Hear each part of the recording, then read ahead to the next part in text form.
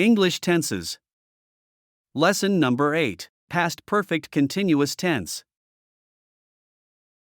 The past perfect continuous tense is formed by using the auxiliary verb, had been, followed by the present participle form of the main verb, ing form.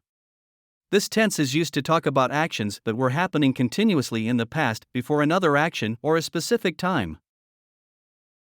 In positive sentences, we use the auxiliary verb, had been, followed by the present participle form, ing, of the main verb. Examples.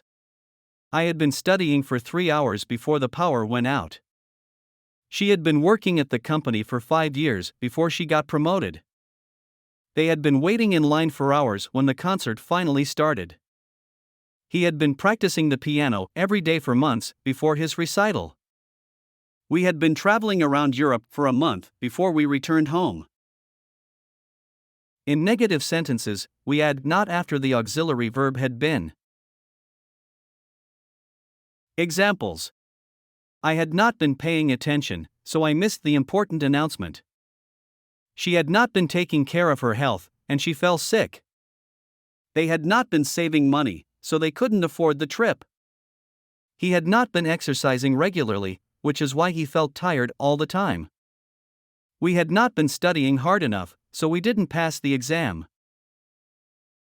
In question sentences, we invert the subject and the auxiliary verb, had been. Examples. Had you been waiting for a long time before the bus arrived? Had she been practicing her presentation before the meeting? Had they been living in that city for many years before they moved?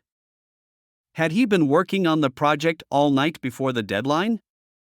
Had we been planning the trip for months before we booked the tickets? To recap, the past perfect continuous tense is used to describe ongoing actions that started in the past, continued for a specific duration, and ended in the past. Positive sentences use had been, followed by the present participle form of the verb. Negative sentences add not after had been, and question sentences invert the subject and had been.